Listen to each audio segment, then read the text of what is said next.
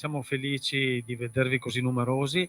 Sapete che la rassegna di quest'anno si alterna tra la sede Biblioteca Civica e la Sala Chilesotti. I prossimi appuntamenti di venerdì prossimo e venerdì successivo sono tutti e due in Sala Chilesotti. La prossima settimana avremo il professor Formigoni che ci parlerà di Aldo Moro, lo statista, e il suo dramma, e l'incontro successivo del 16 di febbraio il professor Francesco Tessarolo parlerà di un argomento di estrema attualità, la questione arabo-israeliana. Ma questa sera abbiamo qui ospite il professor Mauro Bonaiuti, che sarà presentato da Franco Bizzotto, che ringrazio, come voglio ringraziare l'associazione Romano Carotti, rappresentata appunto da Franco Bizzotto e anche da Adriano Zanolla, per aver portato qui il professor Bonaiuti e per questa conferenza. Sarà Franco a introdurre l'incontro di stasera. Grazie. Grazie. Buonasera, e anche appunto a nome dell'associazione Romano Carotti, che è un'associazione di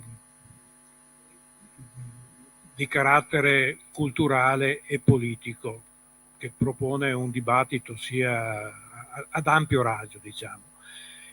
Nella nostra ricerca e confronto che portiamo avanti, tra le altre cose, 30 anni, è il nostro anniversario in quest'anno qui, abbiamo incrociato spesso il tema della decrescita, che è un tema che, al di là delle intenzioni dei suoi teorici, molte volte viene recepito in termini quasi di banalizzato, sì, un'utopia che è molto simpatica ed è condivisibile, ma è molto poco praticabile. Ecco, da questa problematica poi abbiamo incrociato il lavoro di Mauro Bonaiuti, che è un economista che lavora all'Università di Torino, ha al suo attivo varie pubblicazioni. Noi questa sera la traccia che seguiamo è quella della nuova edizione di un libro che già era uscito, che era La grande transizione, il declino della civiltà industriale e la risposta della decrescita. Ma altre pubblicazioni ha fatto, io cito la teoria bioeconomica, per esempio, obiettivo decrescita e altre cose. Mauro Bonaiuti poi è fondatore dell'Associazione per la Decrescita, è tra i promotori della rete italiana di economia solidale. In altre parole, abbiamo un professore universitario, ma anche un attivista, no? Possiamo dirlo questo. E quindi completamente immerso anche in questa problematica qua. Io dicevo appunto il tema della decrescita che viene un po' affrontato e vissuto in questa maniera un po' particolare. Il lavoro di Mauro Bonaiuti ci aiuta a vederlo in un'ottica diversa. Allora, il racconto, la narrazione che noi viviamo in questo momento qui è fatto dell'idea di una continua crescita e il superamento delle varie crisi che viviamo, crisi che proprio per definizione implicano il loro superamento, e quindi anche un ottimismo nell'affrontarla, anche nella loro gravità. La crisi in sé avrà comunque un termine, e noi siamo tutti all'interno dell'idea che la crescita, in fin dei conti, è necessaria. Quindi il cambiamento di ottica non è facile e può essere solo da un punto di vista culturale più complessivo, non riducibile a parole d'ordine. Ecco, dicevo che il lavoro che ci è interessato proprio perché ha questa impostazione, e dice una cosa molto semplice, ossia è il modello economico che stiamo vivendo non è soggetto a crisi continue che verranno superate, è un modello che via via è declinante. Ed è un'altra cosa, lo capite benissimo, perché un conto è avere quell'ottimismo di andare oltre e un conto è la verifica di una situazione che non ha possibilità di risoluzione in termini tradizionali. Quello che è in crisi, per dircela molto schiettamente, è il modello capitalistico. Questo è ed è quindi il libro una lettura che ci permette di ampliare enormemente la visione di cosa siamo. Io concludo subito per non far perdere tempo, ma in questa visione qui la decrescita non è tanto una ricetta, non è tanto un escamotage per dire con un po' di cose che dobbiamo seguire. Il libro ci dice un'altra cosa. La prima azione che dobbiamo fare è essere consapevoli di quello che stiamo vivendo in questa situazione qua. Dopodiché starà alle varie situazioni risolverle in varie maniere, e la decrescita va declinata con la possibilità di venire fuori positivamente, perché l'alternativa è un'alternativa catastrofica, il collasso appunto di un sistema. Quindi capite bene che quello che proponiamo stasera è una conferenza che va al nocciolo duro e pesante di questa questione qui. Io do subito la parola a Mauro Bonaiuto, che ringrazio per la sua presenza qui, che entrerà naturalmente nel merito della cosa.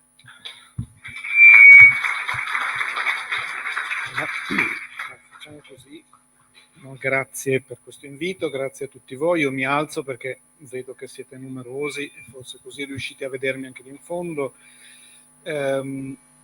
Ok, la presentazione è stata ambiziosa, per cui vedrò di essere all'altezza delle aspettative che a questo punto si sono generate. Mi sentite anche in fondo? Perché se avvicino il microfono parte questo fischio. Non so se chi sta regolando riesce a evitarmi questo problema, perché è un po' fastidioso. Bene, comunque ci proviamo. Ok, allora io tenterei di cominciare con voi una riflessione sull'idea di progresso, no? Perché appunto in qualche modo Franco ha già scoperto le carte, si è tolto la sorpresa, no? Però credo che molti di noi ancora credano, no? nel progresso, associato alla nostra civiltà, ovviamente, alla nostra cultura, alla nostra economia, innanzitutto, eccetera. Adesso con questa premessa avevo immaginato di fare un piccolo test, no? Per alzata di mano. Ora si può? Ok, sì, funziona meglio. Chi crede nel progresso? No? Chi oggi crede, ma non direi tanto solo nel futuro, ma anche semplicemente così, no? Guardando la storia degli ultimi 30 anni, no? Chi sente di averli vissuti come tutto sommato un progresso? Alzi la mano. Vero. Chi invece no, non ci metterebbe... direi che... E poi ci sono ovviamente gli indecisi. Direi che la premessa è stata quindi utile, perché mi pare che una buona, forse metà e forse anche una maggioranza delle persone che sono comunque venute a questa conferenza, quindi ovviamente non siete un campione rappresentativo, diciamo così, crede in qualche modo ancora nel progresso. Allora, che cosa questo progresso sia, lo vedremo subito, è ovvio, è già molto difficile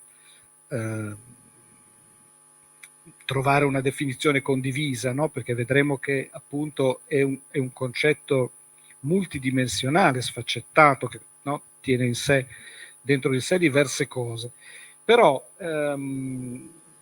non c'è dubbio che è un qualcosa che trae le proprie radici molto, molto da lontano, e sono radici molto profonde, no?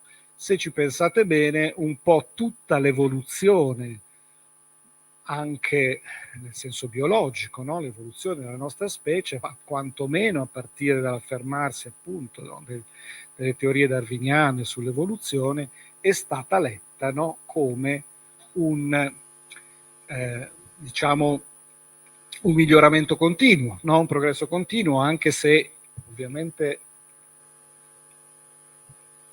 la teoria di Darwin non sostiene certamente che, come qualcuno dice, no, che la selezione naturale avvantaggia il migliore. Questa è una banalizzazione, ovviamente, che è stata fatta da alcuni sociologi, no? Il cosiddetto darwinismo sociale. Darwin non ha detto questo, però non c'è dubbio, se avvicino ora, ok, non c'è dubbio che a partire dalla concezione darwiniana, soprattutto gli economisti hanno letto, no, la storia della nostra specie come un viaggio, no, per citare la famosa frase di Leopardi, verso le magnifiche e progressive sorti, appunto, no? Verso la crescita, lo sviluppo, se vogliamo dirlo con le parole degli economisti, e quali, per andare un pochino più in profondità, no? Quali sono le caratteristiche di questa visione moderna del progresso? Alcune forse più importanti, no? Voglio provare ad addentrarmi un poco, ma forse innanzitutto l'idea del superamento dei limiti, no? Essere moderni, credere nel progresso, significa innanzitutto credere che i limiti, laddove anche ci siano, possono essere progressivamente, continuamente superati, no?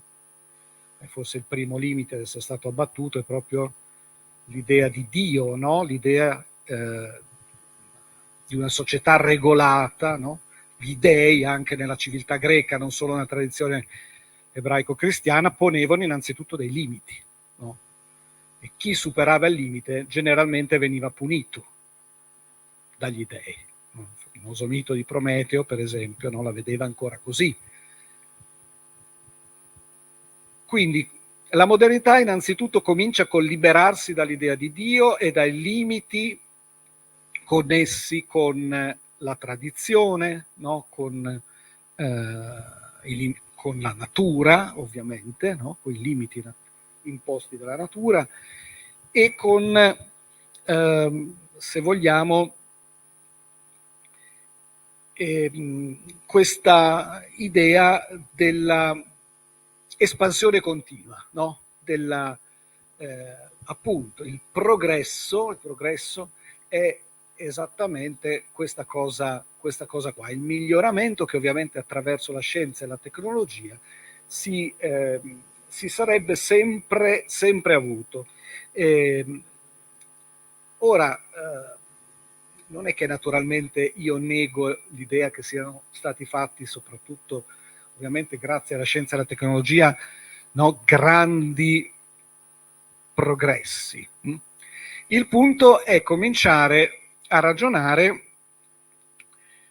sul fatto di quanto questa idea, diciamo così, di progresso non sia in realtà ambigua e contraddittoria, no? Per esempio,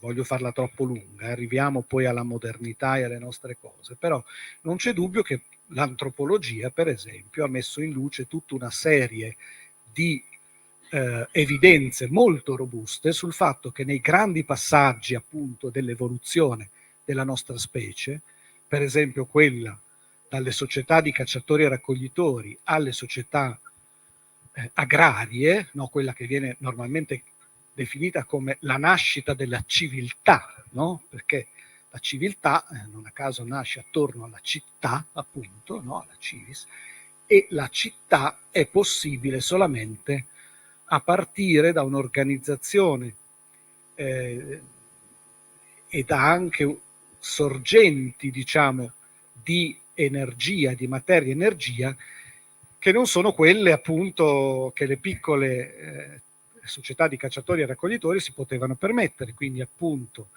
la coltivazione del grano, soprattutto di alcune specie, la domesticazione di alcune specie animali, ha consentito questo salto di scala, diciamo, semplificando moltissimo. Poi è chiaro che ci sono stati continui zigzag, no? Passaggi avanti e indietro, coesistenze, no? Di diversi modelli, eccetera. Però, dicevo, quello che l'antropologia ha mostrato è che in questo passaggio dalle società, per esempio, di cacciatori e raccoglitori alle società agricole, quindi alle prime civiltà,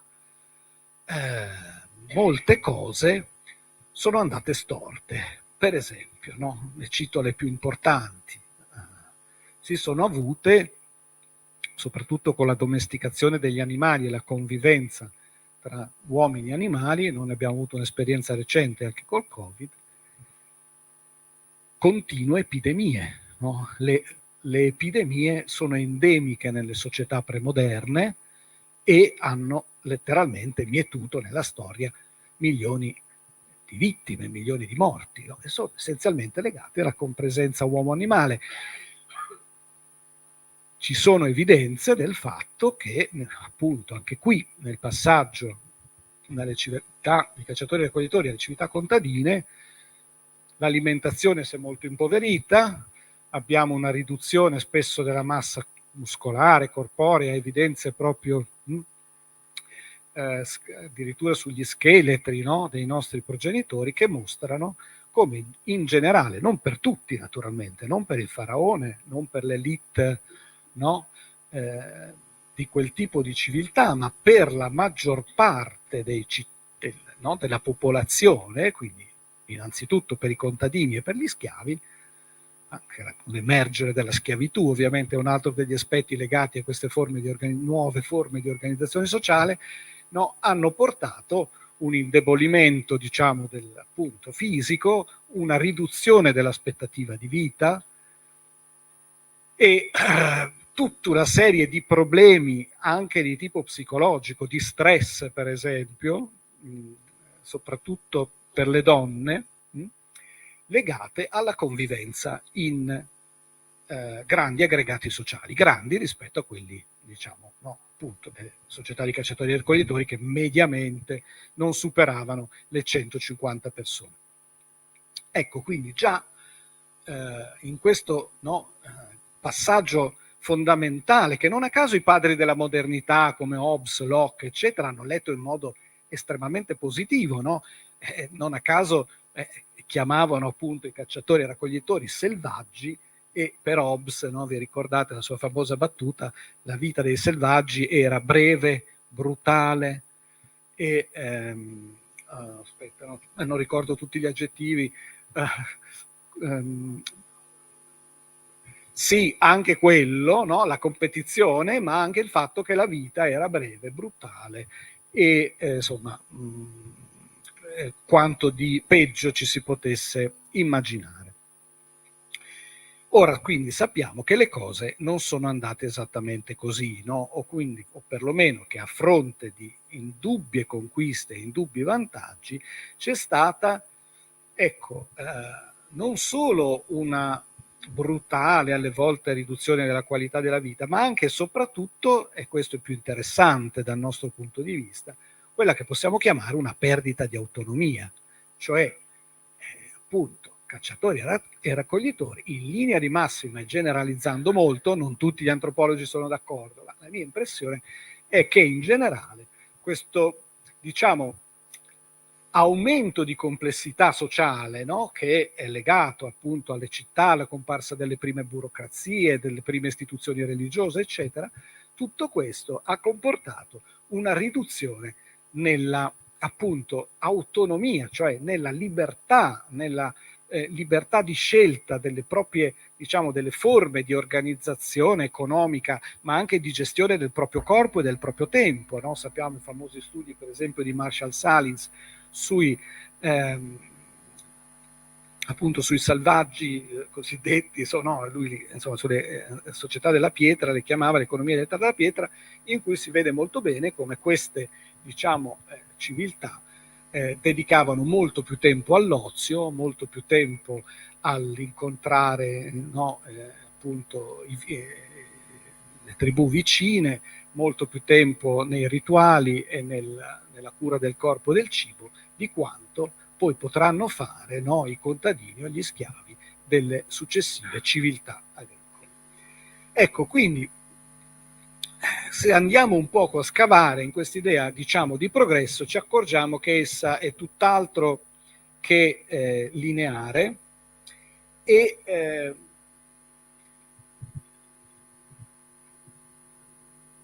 ovviamente, adesso ricordo qua, sì,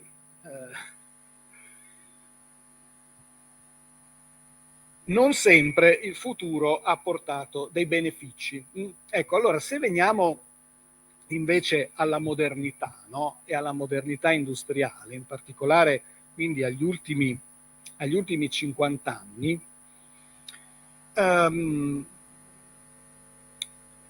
diciamo che questa idea, no, del progresso,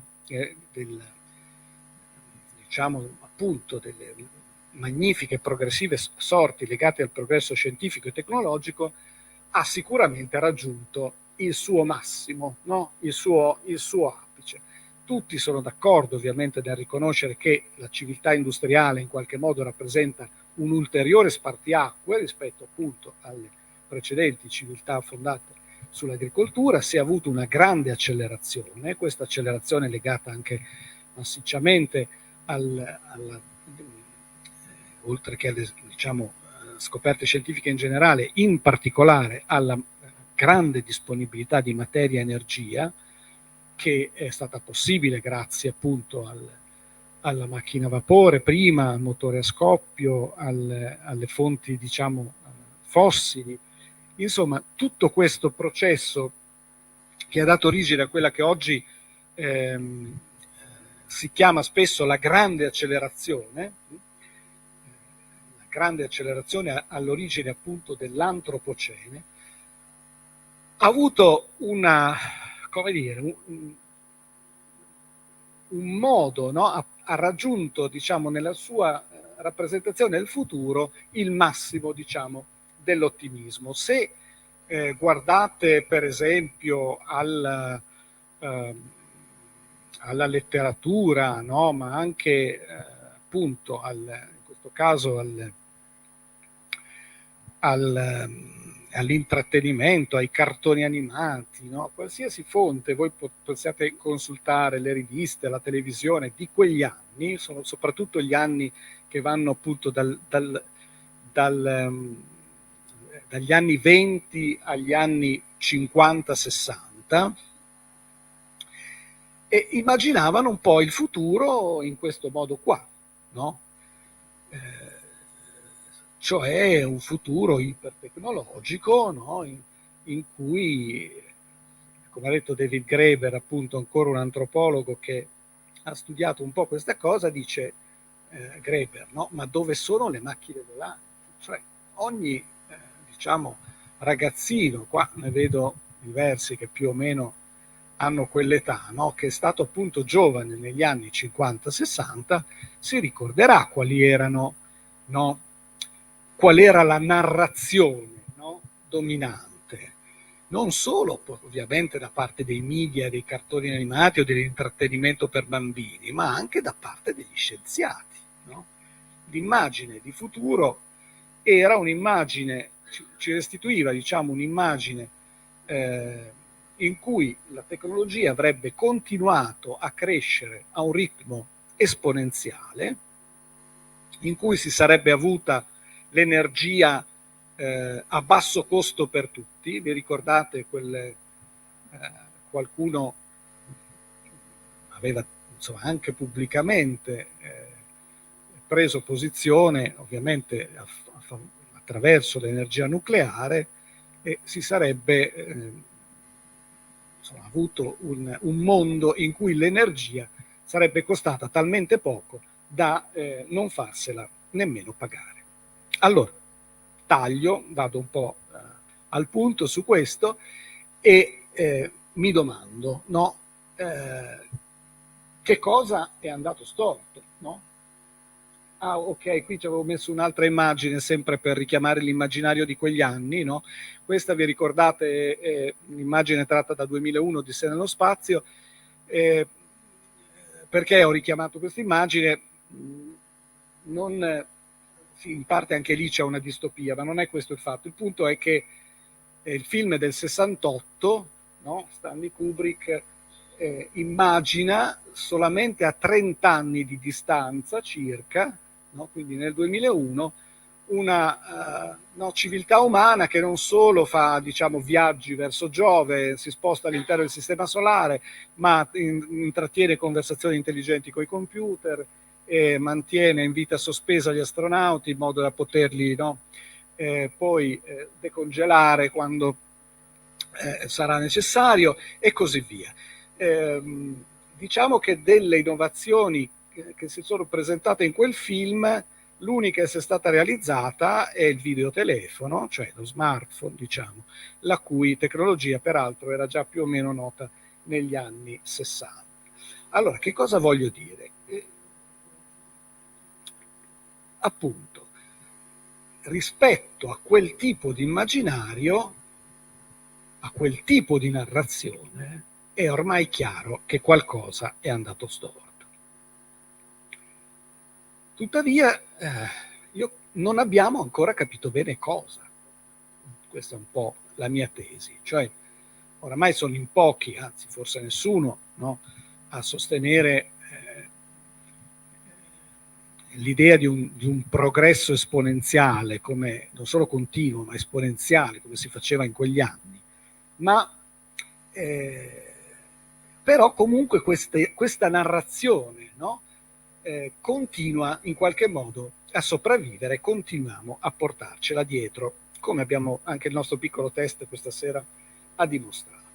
Allora, ora io vi mostro un po' di, diciamo, evidenze che ci consentono di mettere in discussione quantomeno questa tesi. Allora, la prima, qui è saltato in realtà il primo pezzo del grafico, ma non è così importante perché quello che ci interessa è soprattutto il secondo e il terzo. No?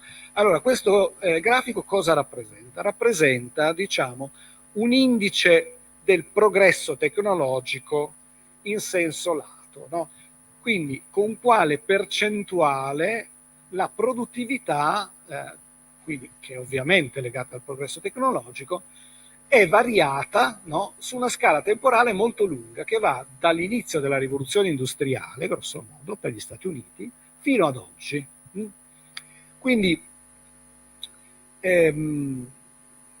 vedete molto chiaramente che ecco, no, non è che è saltato un pezzo, è che si è schiacciato il grafico, ahimè, questo è un po' più grave, perché in realtà quella curva che vedete comincia nel 1820, ha un picco alla fine degli anni 30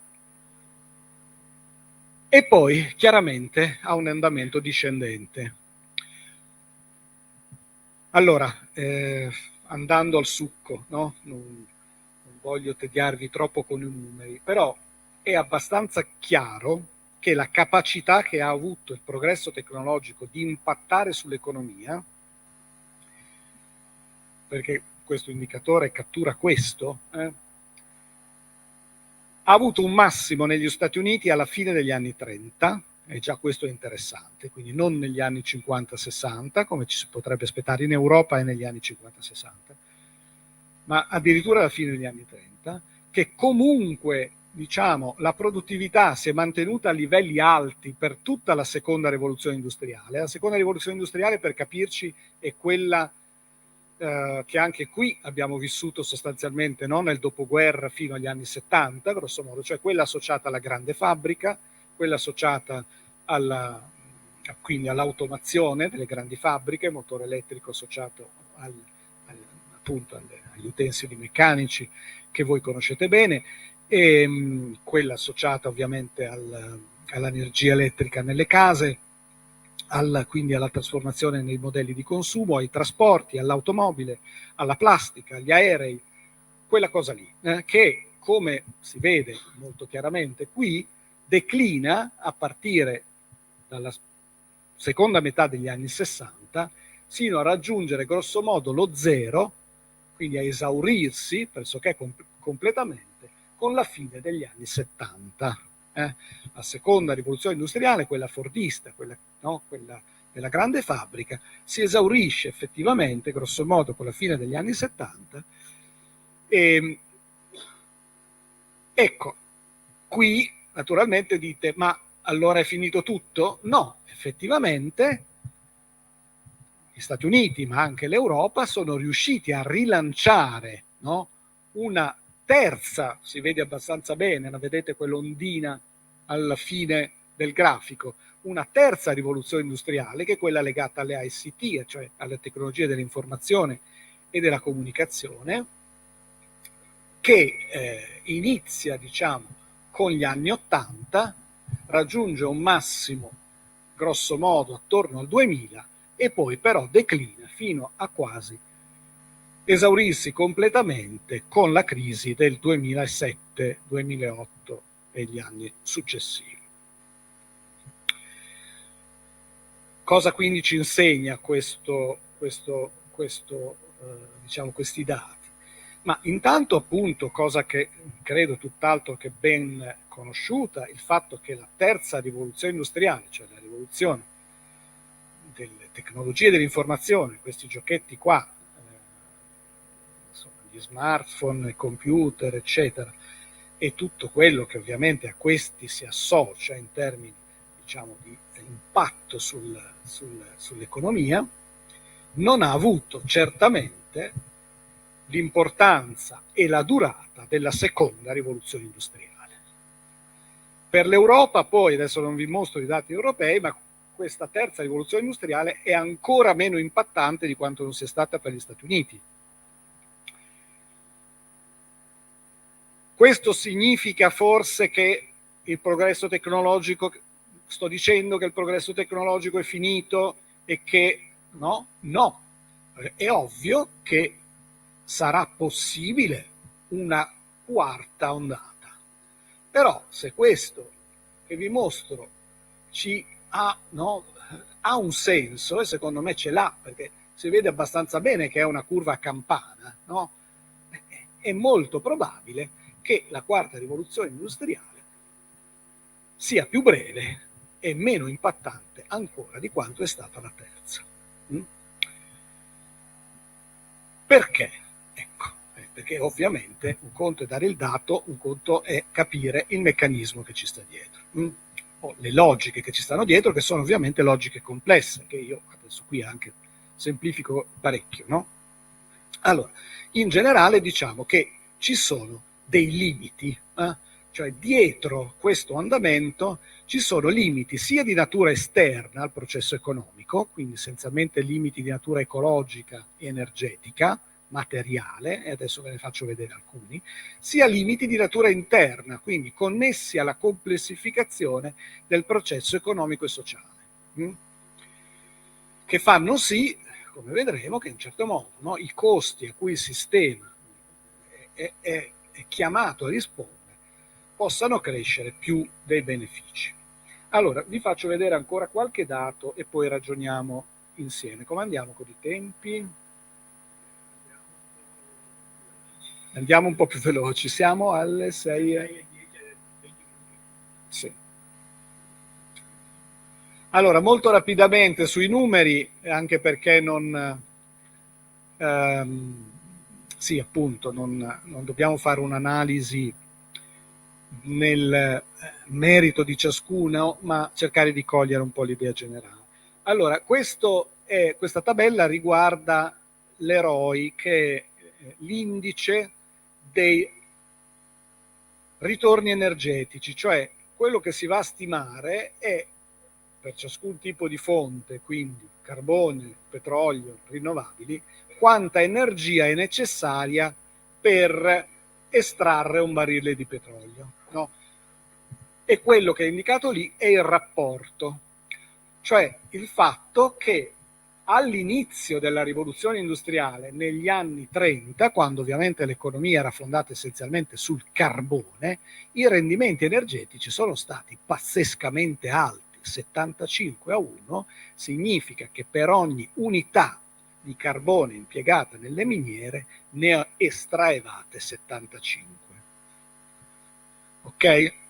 Questa è la bonanza della rivoluzione industriale.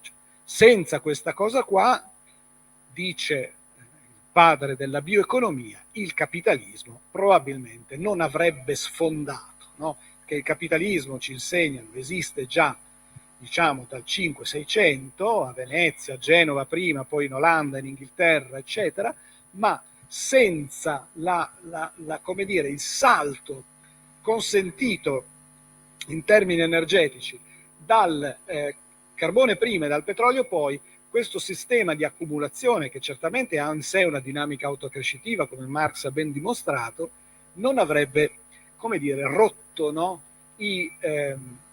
le catene che le società di antico regime gli avevano messo intorno. Vabbè, adesso questo non è il tema che dobbiamo affrontare qui, ma quello che qui insomma, si vede molto bene è che gli indici, diciamo, dei rendimenti energetici declinano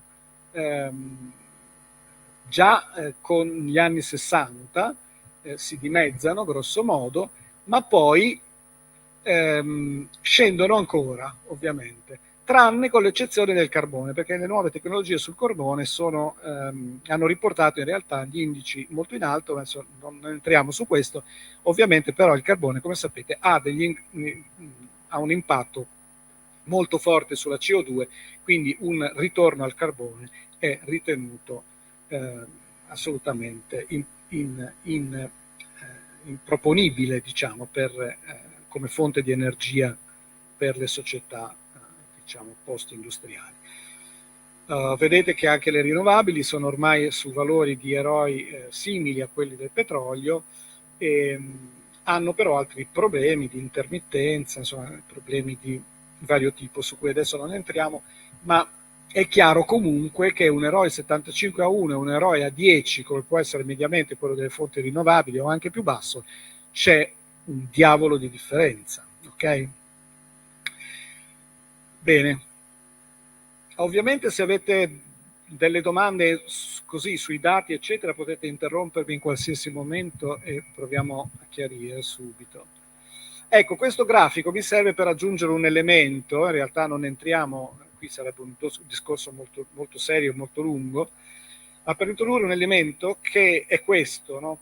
Quello dei rendimenti decrescenti nei sistemi complessi, nei sistemi sociali.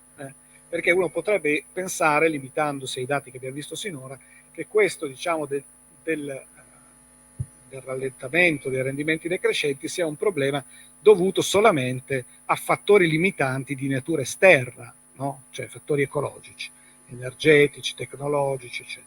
No, il problema è anche, forse soprattutto, un problema di complessità interno ai sistemi sociali.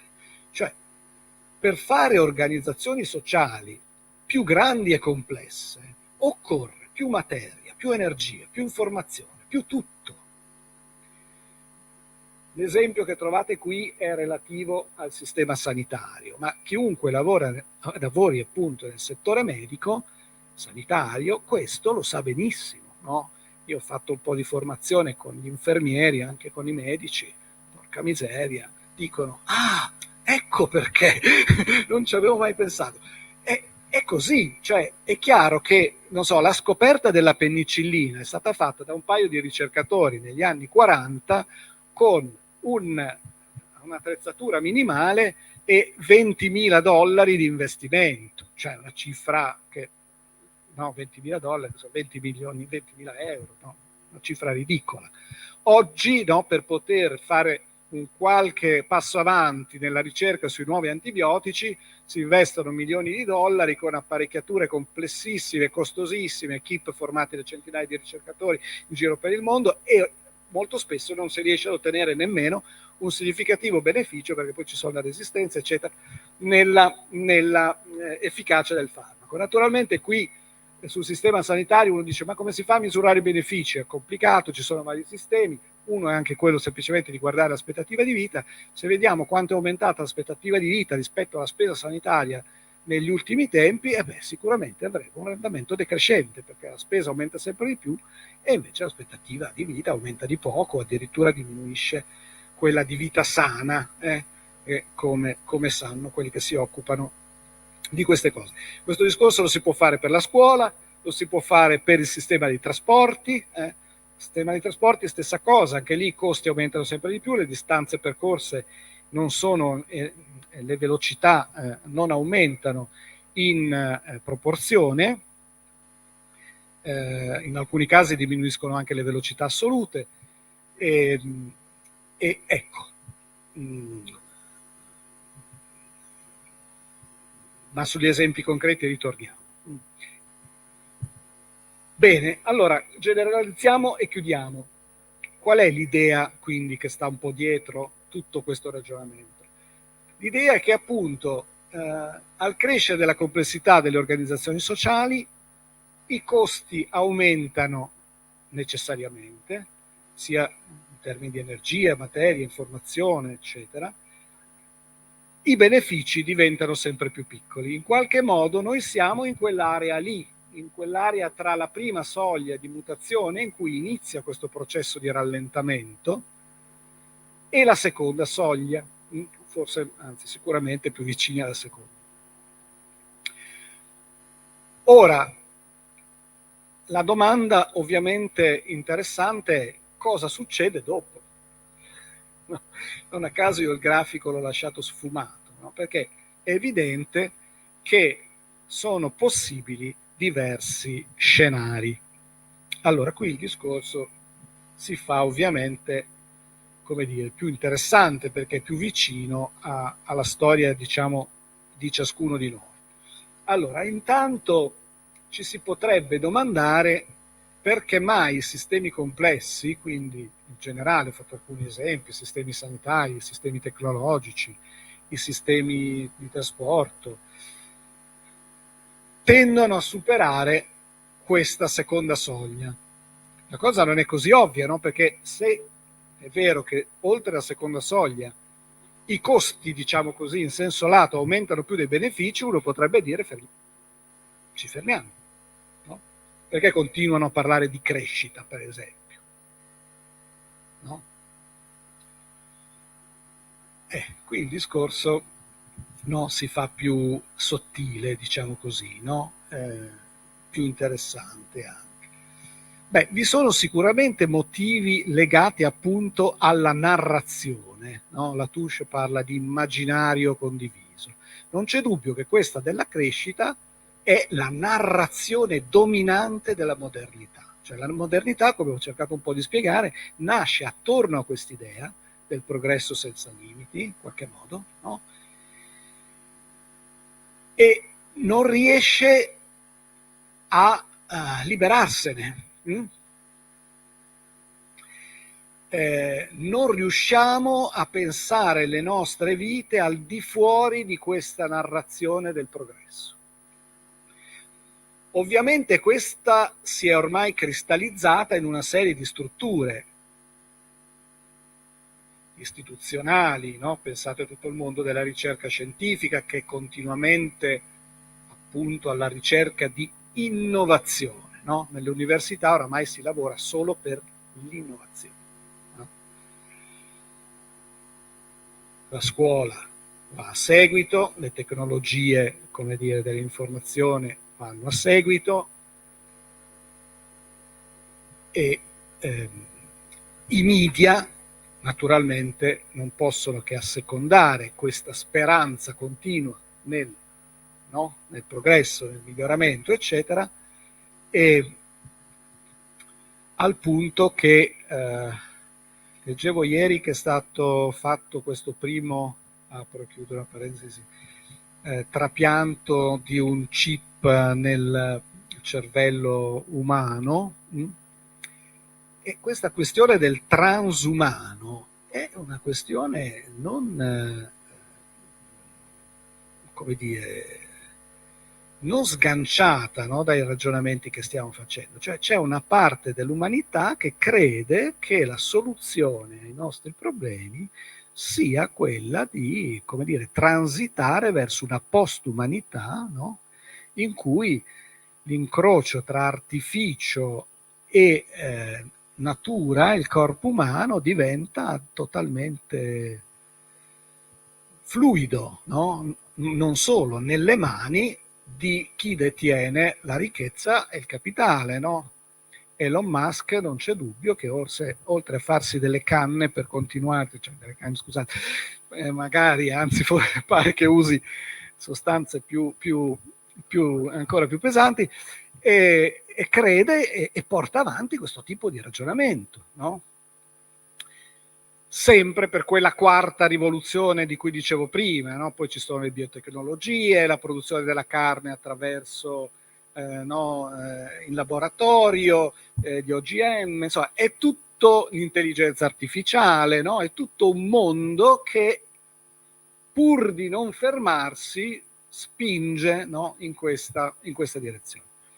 Vi sono ovviamente degli interessi, cioè qui il discorso, diciamo, marxiano del denaro, merce, denaro, cioè dell'accumulazione del capitale, ci sta perfettamente, perché è chiaro che c'è, diciamo così, chi nell'accumulazione no, crede e ne fa la propria, come dire, in qualche modo ragione di, sì, mi verrebbe da dire anche di sussistenza, perché molto spesso, come sapete, se le imprese, soprattutto le grandi imprese, non crescono, possono essere assorbite dalla concorrenza. Quindi in una logica di tipo competitivo, come già avevano, no, scoperto gli economisti marxisti, la crescita è quasi una necessità.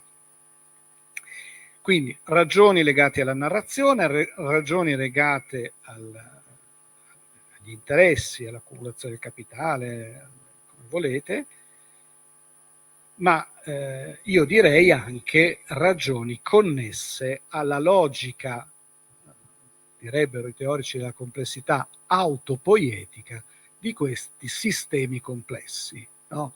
Adesso qui non abbiamo il tempo per fare, diciamo, una lezione sulla teoria della complessità, però è chiaro che le grandi burocrazie, i grandi sistemi sociotecnici, i sistemi dell'innovazione, eccetera, hanno delle logiche autoriproduttive, no? Chi lavora in una multinazionale, ma anche nella scuola, lo sa bene che, come dire, queste macchine hanno innanzitutto come obiettivo quello del proprio mantenimento, no? E quindi ovviamente, no, di continuare lungo quella stessa logica che ha funzionato in passato, perché poi alla fine, no, è chiaro che nella prima fase tutto ha funzionato molto bene, no? Fino agli anni 30, nonostante alcune crisi, eccetera, eccetera, non c'è dubbio che, no, il sistema cresceva e cresceva in modo esponenziale, anche distribuendo benefici, no, a un po' a tutti. Ora, quindi, le cose, pur essendo cambiate completamente, questo secondo me è il punto, no? Questa è, dal mio punto di vista, la grande novità. Lo scenario di fondo è radicalmente mutato, eppure le spinte sono le stesse di prima. Per cui, se mi chiedete, si supererà la seconda soglia? Io sono costretto a rispondere, ahimè, sì, si supererà. Cosa succede, e qui vado un po' a concludere, quando i sistemi complessi superano questa, appunto, che ho chiamato seconda soglia di mutazione? Si aprono diversi scenari, alcuni scenari. Nel libro ne analizzo 4. Andando un po' velocemente, soprattutto sul primo, il primo scenario è quello del business as usual, no? Cioè quello che ancora le nostre istituzioni europee, per esempio, propongono, cioè l'idea di continuare come si è sempre fatto in passato, con quindi insomma, gli stessi, come abbiamo appena detto, o addirittura rilanciando la crescita. Allora, questa nuova espansione, come dicevo prima, secondo me, se ragioniamo su un orizzonte di tempo abbastanza ampio, cioè non mi interessano i 5 o i 10 anni, ma ragioniamo su un tempo di 20, 30, che insomma, è più o meno l'arco temporale sensato per questo genere di problemi. Tra l'altro è anche il tempo su cui ragionano i nostri fondi di investimento e i nostri fondi pensione. Prima ho dimenticato di dire che uno dei motivi più potenti per cui il sistema non si può in qualche modo, non può smettere di crescere, è ovviamente la redditività degli investimenti finanziari. No? Cioè, oggi non viviamo più un capitalismo industriale come quello appunto della seconda, del periodo del Taylorismo, siamo in un capitalismo fortemente finanziarizzato e quindi il motivo per cui non ci si può fermare, non si può smettere di crescere, innanzitutto perché bisogna pagare gli interessi al capitale, al grande capitale, che siamo anche noi in parte, no? Perché se abbiamo messo parte dei nostri investimenti nei fondi pensione, ovviamente abbiamo interesse che la nostra pensione perlomeno ci venga pagata, no?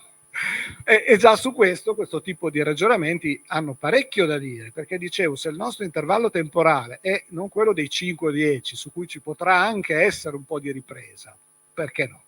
Ma è quello dei 20-30, allora qui le cose sono diverse. Secondo me lo scenario di una nuova espansione a 30 anni è uno scenario che al momento non ha alcun fondamento, diciamo, nei dati, no? nelle evidenze che possiamo immaginare. Quindi lo scartiamo. Ne rimangono altri tre. In realtà sono due diverse tipologie di uno stesso scenario. Allora, è chiaro che su questo oramai ci sono anche ormai una letteratura abbondante. Se il sistema continua a crescere in una condizione di rendimenti decrescenti, cioè dove appunto i costi complessivi delle risorse superano i benefici, prima o poi collassa. Ok? Cosa di questo significhi, no? Quindi cosa c'è dietro questa parola è ovviamente dibattuto. In generale possiamo ritenere che il collasso è una sorta di perdita incontrollata, e questa è la caratteristica, incontrollata di complessità e di controllo sul sistema, cioè il sistema comincia a perdere i pezzi, a semplificarsi, a saltare, ma in modo incontrollato e piuttosto rapido, il famoso cigno nero, no? Ok?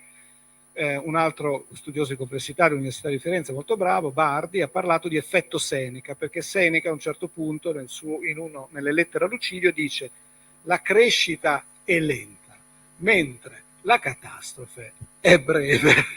Ok? Cioè, se non l'avevano già capito, no? Che in qualche modo, anche se l'impero romano in realtà ci ha messo diversi secoli per collassare, però alla fine è collassato.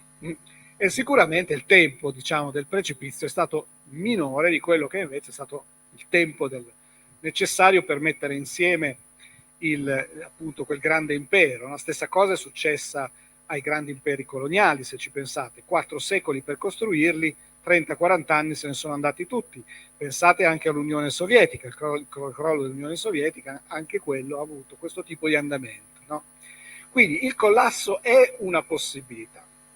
Se non si fa niente, è sicuramente lo scenario più probabile.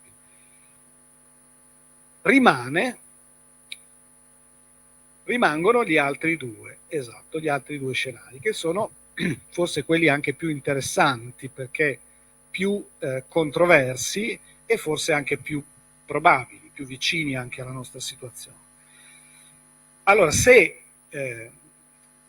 riusciamo a evitare la situazione, diciamo, di una perdita, appunto, di una semplificazione incontrollata, l'altro scenario che abbiamo di fronte è quello invece di una riduzione controllata in qualche modo, no, di complessità. All'interno di questo scenario più generale io individuo due tipologie fondamentali. Una è quella che possiamo chiamare lo scenario della fortezza o lo scenario, sì, dell'involuzione autoritaria, no? È qualcosa che in realtà abbiamo già visto nella storia del Novecento, non dobbiamo andare troppo lontano, perché quello che è avvenuto dopo la crisi del 29, secondo perlomeno alcune letture, cioè negli anni 30-40, Polanyi per esempio la legge così, è esattamente questo. Cioè, le conseguenze della crisi sono state talmente forti e talmente rapide che si è ricorsi a una semplificazione delle strutture democratiche, no? della stessa, diciamo, articolazione della società. Insomma, per capirci, il fascismo e il nazismo sono state un po' in tutta Europa e anche nei paesi anglo, insomma, in qualche modo, insomma, questa semplificazione autoritaria, questa centralizzazione del potere e dell'economia anche, è stata in qualche modo la risposta. L'altra, quindi, l'altra modalità per semplificare che non ricorra, diciamo, a questa centralizzazione autoritaria è quella che va invece nella direzione di un decentramento, quindi di una decomplessificazione, di un decentramento, di una rilocalizzazione dell'economia. Insomma, avete capito, è un po' lo scenario che noi chiamiamo della decrescita serena. Quali siano le caratteristiche di questo tipo, diciamo, di organizzazione sociale? Ovviamente ci si può ragionare a lungo, questo un po' l'abbiamo già detto. Ecco, accenno solo a un paio di cose perché credo possiamo poi dibattere un po' di questo appunto nella discussione. In termini appunto molto generale, oltre a una decolonizzazione dell'immaginario, come appunto dice spesso Serge Latouche, che è un po' il padre, perché è evidente che occorre innanzitutto liberarsi, no? Da quell'idea di progresso a cui siamo stati in qualche modo colonizzati. Se non ci si libera da questo, direi nessuno degli altri passi è possibile, ma poi occorre anche cominciare a ragionare nei termini, no, io lo dico con una battuta, il primo passo avanti sarà un passo indietro, nel senso di abbandonare questa logica dell'innovazione per l'innovazione. Cioè non è detto che una, come è stato finora, perché questa è un po', no, la caratteristica del progresso scientifico-tecnologico, un'innovazione è buona per definizione. No? Basta che si faccia. Questa roba qui va messa radicalmente in discussione. Un'innovazione non è buona per definizione, bisogna andare a vedere, no, che cosa porta con sé in termini di giustizia, in termini di distribuzione del potere, in termini ovviamente di rispetto della natura, perché chiaramente nella nostra così cornice c'è questo discorso del rientro nei limiti ecologici. Vi do un dato solo, non so se avete già fatto un po' di incontri su questo, ricerche recenti, abbastanza recenti, dell'Università di Leeds, e anche noi a Torino ci abbiamo collaborato. Sapete i famosi biophysical boundaries, no? Cioè i limiti biologici che Rockstrom e altri hanno messo in evidenza, sono 7 indicatori. Mediamente un paese come l'Italia o la Francia supera questi limiti biofisici di circa il 70%. Cioè, questo significa che a parità di tecnologia noi dovremmo mediamente ridurre i nostri consumi non del 5, del 10, del 15, del 20, ma del 70%. Ed è chiaro che una cosa così non la si fa solamente con l'efficienza energetica, non la si fa solamente con lo sviluppo sostenibile. Bisogna, come appunto dice Serge Latouche, cominciare ad immaginare un modello, lui lo chiama di abbondanza frugale, cioè cercare di stare bene ma con meno, non con uguale o di più, ok? Questa è l'idea di fondo. Naturalmente questo è possibile farlo in un modo anche socialmente accettabile e possibilmente piacevole, solamente puntando su una ricostruzione del legame sociale, puntando sulla qualità delle relazioni. Sappiamo benissimo, tutti i sociologi ci dicono che la gente sta male, no? Prende il Prozac, non perché appunto è più povera, perlomeno non qui in Veneto, no? Neanche in Emilia dove vengo io, ma perché non ha più relazioni sociali sensate. Quindi il punto fondamentale è la ricostruzione del legame sociale. Noi puntiamo molto, e chiudo su questo progetto, ovviamente non ho il tempo di illustrarlo qui, ma mi piace usare richiamare solamente lo slogan perché dà un po' l'idea di cosa ci sta dietro, delle comunità locali trasformative, ultimamente abbiamo aggiunto anche confederate, che non solo richiama questa centralità della comunità in senso vero, no? Non come si fa adesso, si usa la parola comunità come un chewing gum per indicare le cose più incredibili, invece no, comunità territoriali, cioè quelle che stanno insediate sui territori, locali, territoriali, in questo senso trasformative, perché ovviamente devono avere un progetto di trasformazione della società e dell'economia, perché abbiamo detto che questa, dal nostro punto di vista, non sta in piedi, e confederate ovviamente perché poi si pone il problema di come mettere insieme i pezzi, ed è ovvio che le arance non le possiamo produrre qua in Veneto. Voglio dire che il nostro modello non richiama ovviamente nulla di autarchico, le arance si continueranno a fare in Calabria e in Sicilia, però poi bisogna che queste reti, queste comunità di economia locale, trasformativa, solidale, come la vogliamo chiamare, si intreccino e si supportino mutualmente per, come dire, dare gambe a questa trasformazione del modello economico-sociale, perché dal nostro punto di vista non solo appunto non sta in piedi, e l'abbiamo detto, da un punto di vista economico e da un punto di vista ecologico, ma anche dal punto di vista sociale abbiamo visto che tutta questa felicità che era stata promessa mi sembra che non ci sia. Grazie, mi fermerò. È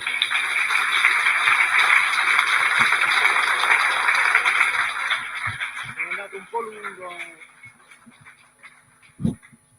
Bene, grazie Mauro. Allora io lo smentisco un po', nel senso che non c'è tanto spazio per un dibattito, ma per delle domande sì, nel senso che ci siamo riservati un po' di tempo, però veramente vi chiederei di fare delle domande molto brevi e molto puntuali, anche se mi rendo conto che al ragionamento che ha fatto Mauro viene da contrapporre altri o supportare con altri ragionamenti.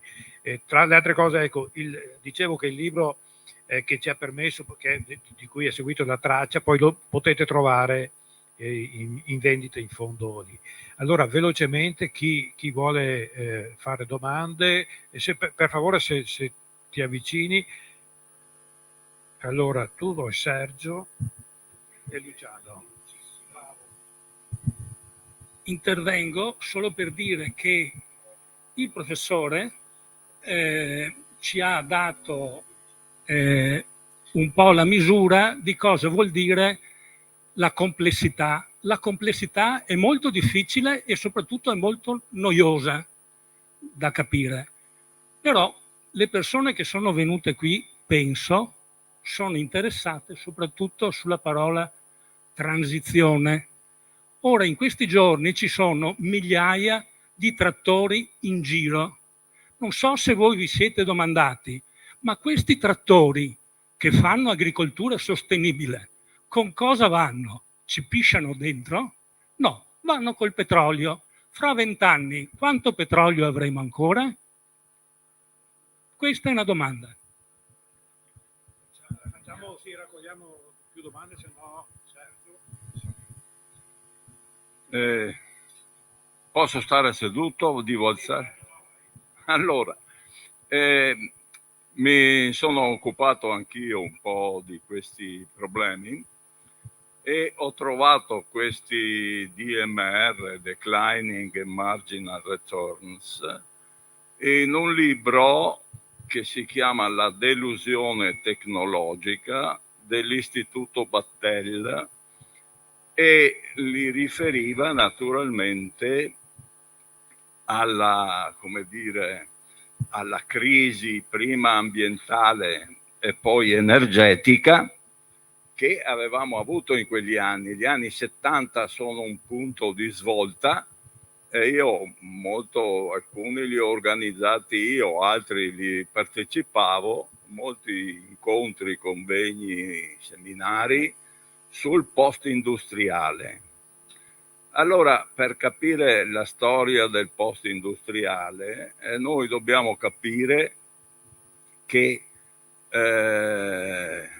tutte le battaglie agli inizi del secolo scorso, del XX secolo, sono tutte contro il liberismo, cioè il fascismo, il comunismo, la stessa socialdemocrazia di Keynes, praticamente contestano il liberismo che allora, dal 1815 al 1914, gli inglesi avevano cercato di praticare nell'Europa. E naturalmente con queste forme siamo arrivati fino agli anni 70. La domanda è: che relazione viene ad avere questi che avevano un carattere politico?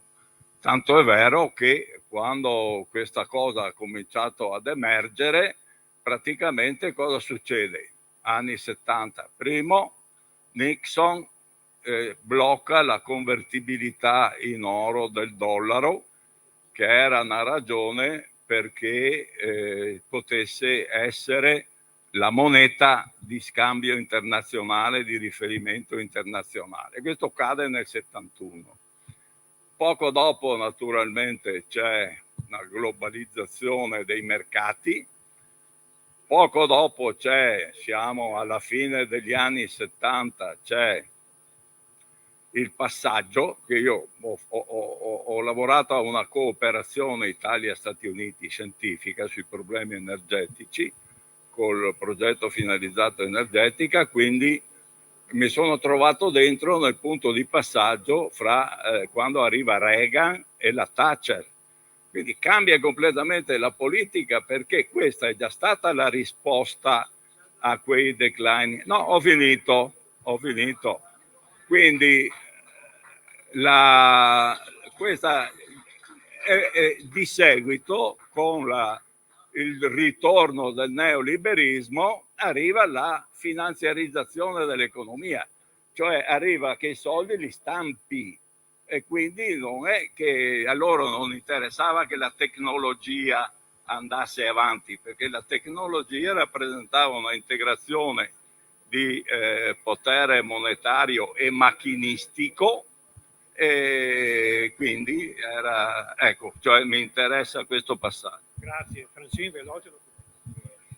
Io volevo chiedere una cosa. Lei ha detto che dobbiamo ridurre le nostre consumo del 70%, e volevo dare una definizione: sobrietà e povertà. Fino a quando c'è sobrietà e quando inizia la povertà? Qualcuno mi ha detto che la sobrietà è una riduzione che scegliamo noi, invece la povertà ci viene imposto dalle condizioni che troviamo attorno. Può rispondere a questa? Grazie. L'ultima domanda, scusa, Luciano intanto.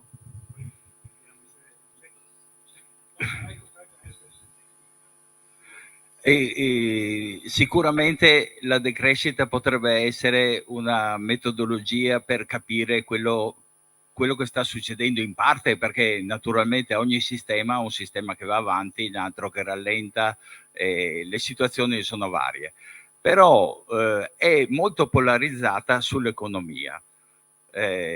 il limite ecologico non è solamente un limite delle risorse naturali, ma è anche un limite verso la salute degli individui.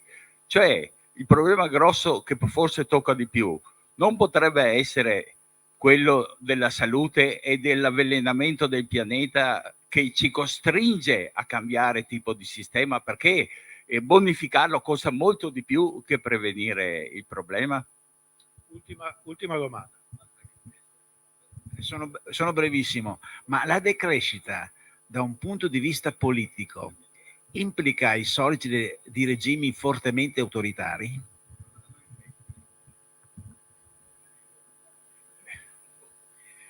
Dai, comunque promettiamo che cerchiamo di farti venire ancora un'altra volta qua, perché...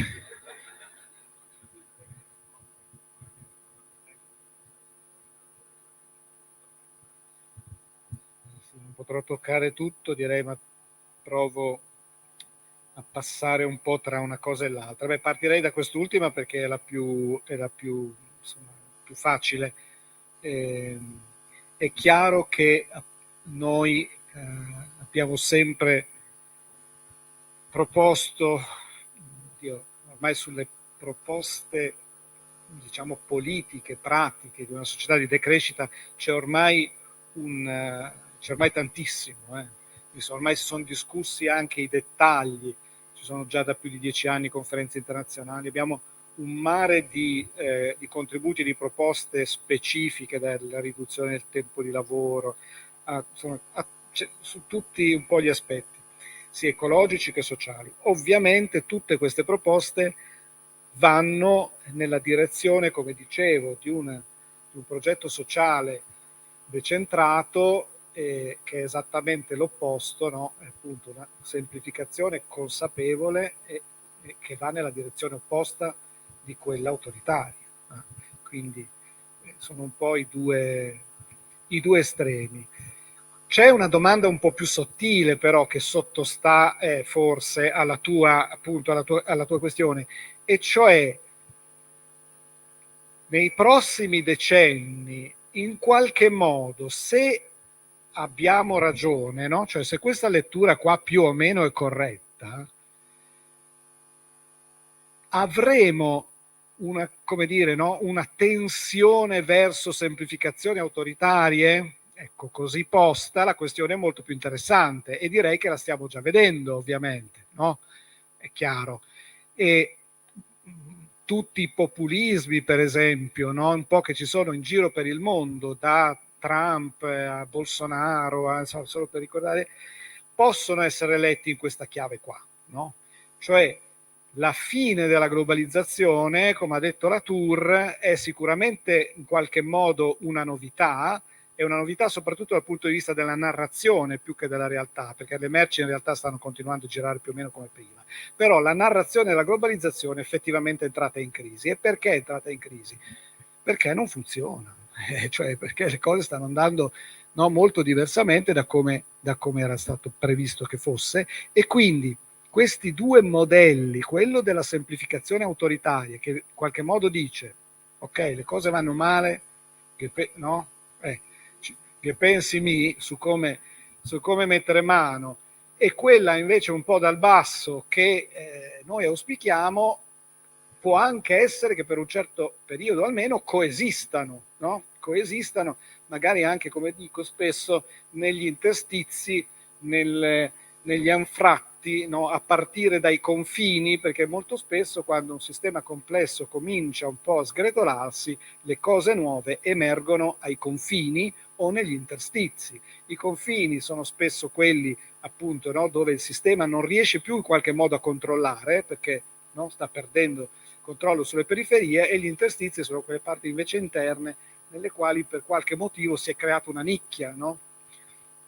Per cui non dobbiamo pensare, cioè quei 4 cose che ho detto sono 4 modelli ideali, ma poi è chiaro che nella realtà queste cose si combineranno, in parte si combatteranno, si contamineranno, eccetera, no? Ok, io non credo che appunto, no, le risposte autoritarie assumeranno le stesse forme che hanno assunto negli anni 30, no, nel periodo appunto fascista del ventennio, eccetera. Però, come dire, ci saranno, no, differenze e continuità, quindi si tratta di capire un po' come evolverà. Dunque, l'altra questione molto, molto interessante è quella sollevata appunto dall'amico qua sul fatto che il discorso sulla delusione tecnologica, diciamo così, sui rendimenti decrescenti, in effetti era stato, io l'ho scoperto abbastanza recentemente, quel libro di Orio Giarini, e era già stato raccontato, insomma, da un italiano peraltro, negli anni 70. Negli anni 70 ci sono tante ricerche che vanno in questa direzione, ovviamente il Club di Roma, che poi prende le mosse proprio da quell'ambiente culturale, Georgescu Rogan e tutti un po' i classici, diciamo, sui limiti ecologici della crescita e dello sviluppo escono in quegli anni lì. Questo che cosa ci dice? Ci dice intanto che appunto le cose, no, essenziali le sappiamo da 50 anni. Sono 50 anni che queste cose sono abbastanza chiare, almeno nel mondo scientifico, nel mondo di chi fa ricerca. Che cosa, cioè come questo tipo di lettura può aiutarci a capire che cosa è successo? Ma secondo me qualcosa ci può dire, nel senso che quello che è accaduto negli anni 80 non è solamente, come dice spesso la sinistra, uno spostamento dei rapporti di forza dal lavoro al capitale. Certamente c'è stata quella cosa lì e poi il collasso dell'Unione Sovietica, ma c'è anche stata il fatto che grazie alla terza rivoluzione industriale, ai computer, alla finanziarizzazione che i computer hanno permesso, vi immaginate la finanziarizzazione fatta ancora a mano con i fogli, eccetera, esatto, quella roba lì ha consentito comunque un rilancio, no? E per 30 anni, 40 anni, 50 anni ce l'hanno raccontata che sarebbe tornato tutto come prima. No? Negli anni 90, ve lo ricordate, la New Economy, no? Tutto l'entusiasmo sul terziario, sulle nuove tecnologie, sulla nuova economia pulita, Rifkin che parlava dell'era dell'accesso, della fine del lavoro, delle nuove magnifiche e progressive sorti alla fine, no? Un po' diverso, però se vi impegnate, vi date da fare, siete flessibili, no? La crescita ritornerà. Ora ci riproveranno con l'intelligenza artificiale, con le biotecnologie, eccetera, no? È quello che stiamo vedendo. Per un po' può essere che per 5-10 anni qualcuno ci creda, però poi è probabile che arrivi il cigno nero e a quel punto sarà tutto più chiaro. Ora cerchiamo di muoverci un pochino prima che questo accada. Questo è ovvio in questa lettura. Sobrietà e povertà, ma Majid Ranema, che è un importante critico dello sviluppo, ha scritto un libro in cui distingue tra povertà e miseria, no? Proprio un po' in questo senso. La povertà può essere anche sobrietà, la miseria è invece imposta, è un'altra cosa. Quello che noi stiamo imponendo soprattutto alle periferie, al sud del mondo, eccetera, è la miseria, no? Il modello che noi proponiamo è tutta un'altra cosa, è un modello appunto di abbondanza frugale, di sobrietà in qualche modo scelta e di dare soprattutto importanza a quello che veramente conta. E tra queste cose c'è ovviamente anche la salute. Quale sarà, come dire, la dimensione che per prima Gregory Bateson, che è stato uno dei maestri della complessità, diceva che quando si spezza la catena non si sa mai qual è l'anello che cederà. Cioè la complessità non ti può dire quale sarà il momento o quale sarà la dimensione che innescherà su cui la catena si spezzerà. Oggi molti parlano del cambiamento climatico, come avete un po' anche visto dalla mia presentazione. Io non gli do tutta questa importanza, anche perché è una delle dimensioni più contraddittorie. Sicuramente stimolerà la transizione ecologica, perché ormai stanno investendo in quella direzione lì, non c'è dubbio, l'Europa si è mossa pesantemente, continueranno a lavorare in quella direzione, meglio di niente, benissimo, sicuramente meglio di niente, però che questo ci consentirà di evitare quegli scogli che ho accennato, francamente non credo. Il discorso salute è uno di questi. Sicuramente ci sono segnali inquietanti, anche se per altre cose invece da noi perlomeno si possono anche registrare delle vittorie, no? Insomma, qualcosa siamo riusciti a combinare. Direi che rimaneva la questione dei trattori. Dunque, questa è una bella cosa, no? Perché un po' ci fa capire come senza quella metaconsapevolezza, tu mi citavi all'inizio, no?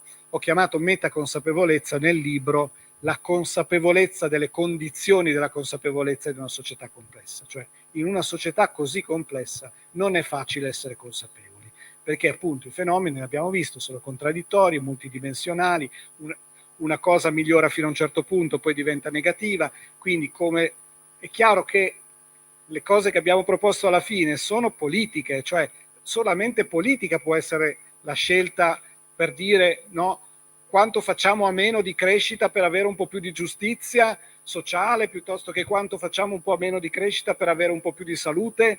Cioè queste robe qui andrebbero discusse come credo, no? Come facciamo noi questa sera in una sala in cui le persone si confrontano, no? La politica in questo senso.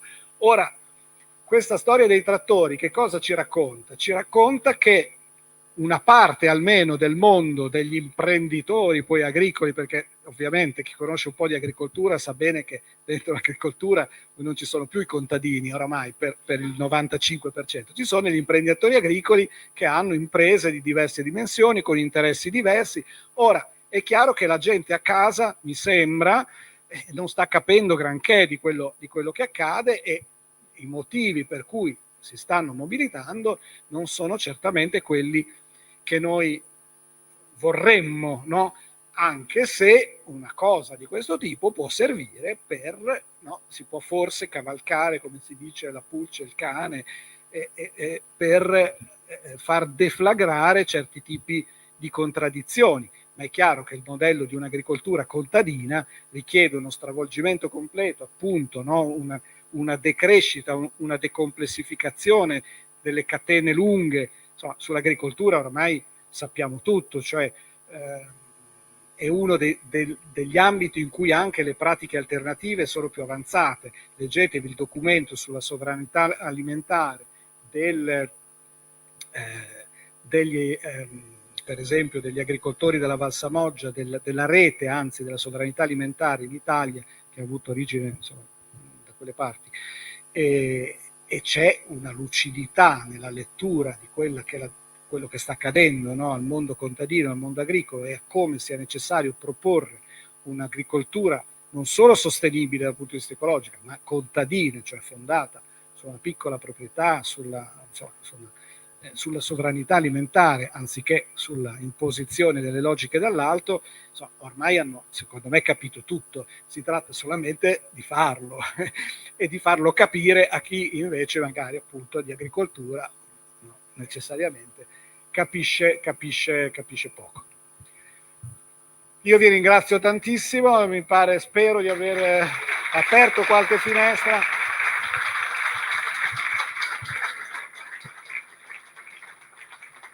Se volete in qualche modo restiamo in contatto, noi tra l'altro anche come Rete per la Decrescita qui in Veneto abbiamo diversi nodi, lavoriamo ovviamente in collaborazione